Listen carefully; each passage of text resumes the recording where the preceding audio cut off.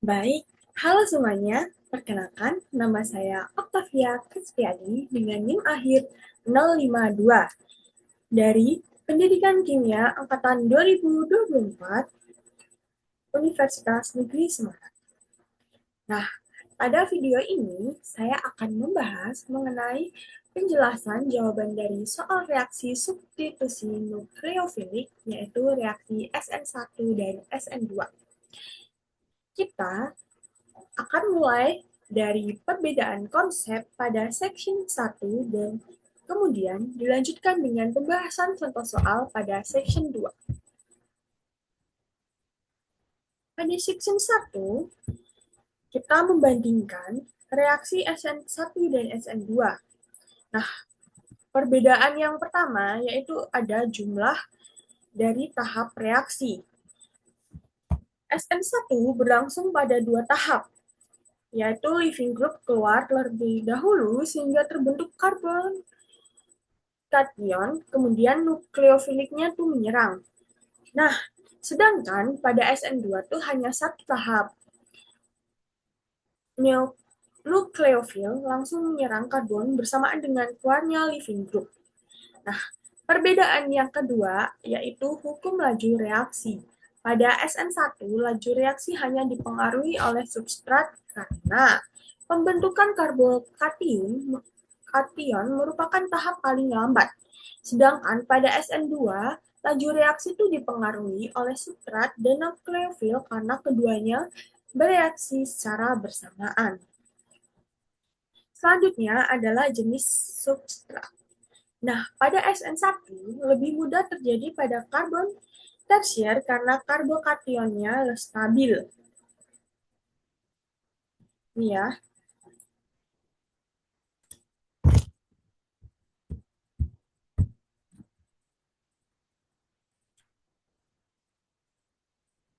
Nah, sebaliknya pada SN2 tuh lebih mudah terjadi pada karbon kecil seperti metil atau primer karena tidak terhalang gugus lain. Nah, dari sisi nukleofil, SN1 tuh tidak membutuhkan nukleofil yang kuat. Namun, SN2 membutuhkan nukleofil yang kuat agar dapat langsung menyerang karbon. Nah, dari jenis pelarutnya ini, SN1 tuh cocok pada pelarut polar protik seperti air atau alkohol karena membantu menstabilkan ion. Nah, sedangkan SN2 tuh lebih cocok pada pelarut polar aprotik yang membuat nukleofil tuh tetap aktif. Nah, perbedaan terakhir yaitu ada stereokimia produk. SN1 menghasilkan resmisasi karena nukleofil bisa menyerang dari dua arah. Nah, sedangkan pada SN2 menghasilkan inversi konfigurasi karena serangannya selalu terjadi dari sisi belakang saja. Kemudian kita masuk kepada section 2. Nah, pada soal 2A, butil bromida bereaksi dengan air. Nah, reaksi ini termasuk SN1 karena karbonnya tersier sehingga karbokation yang terbentuk itu stabil. Tahapnya dimulai dari keluarnya brom, kemudian air menyerang, dan akhirnya terbentuk butanol.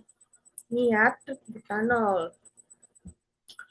Nah, pada soal 2, B, bensil klorida tuh bereaksi dengan metanol. Nah, reaksi ini termasuk SN1 juga karena karbokation bensilik stabil akibat resonansi dari cincin benzena. Produk yang dihasilkan adalah bensil metil ether. Pada soal 2C, kita mengurutkan reaktivitas dari SN1. Prinsipnya sederhana, yaitu semakin stabil karbokation, semakin cepat reaksinya. Karena itu, bensil klorida ini menjadi paling reaktif, sedangkan akil primer yang paling lambat. Ini ya, bensilik. Nah, alasannya karena Reaktivitas SN1 itu mengikuti ini ya. Nah, bensilik sendiri stabil pada resonansi. Nah, primernya tidak stabil. Kemudian masuk ke soal 2D. Nah, reaksi ini berlangsung melalui SN1 sehingga terbentuk karbokation planar. Akibatnya, nukleofil dapat menyerang dari dua sisi dan menghasilkan campuran enantiomer atau resmisasi. Selanjutnya, pada 3B, bensil bromida bereaksi dengan ion CN-. Karena CN- adalah nukleofil kuat dan hambatan steriknya kecil. Reaksi berlangsung melalui mekanisme SN2. Nah, pada soal 3C, urutan reaktivitas dari SN2 ditentukan oleh hambatan steriknya. Karbon kecil paling mudah diserang, sedangkan karbon tersier yang paling sulit, yaitu butil bromida. Kemudian pada soal 3D, posisi brom aksial itu lebih mudah mengalami SN2 dibanding posisi ekuatorial karena jalur serangannya dari belakang tuh lebih terbuka. Jika brom diganti oleh OH, maka konfigurasi molekul akan terbalik. Terjadi inversi konfigurasi. Dituliskan di sini ya. Kemudian pada soal 3E. Di soal terakhir kita, yaitu ion OH menyerang dari belakang dan menggantikan brom secara langsung. Akibatnya terjadi konfigurasi yang berubah dari R menjadi S yang disebut sebagai inversi konfigurasi. Jadi, kesimpulannya yaitu SN1 terjadi melalui pembentukan karbokation dan biasanya tuh menghasilkan resmisasi. Sedangkan SN2 tuh berlangsung pada satu tahap saja dengan serangan langsung dan menghasilkan inversi konfigurasi. Dengan memahami konsep ini, kita dapat menentukan mekanisme reaksi hanya dari struktur molekulnya saja. Terima kasih sudah belajar bersama. Terima kasih sudah mendengarkan sampai akhir.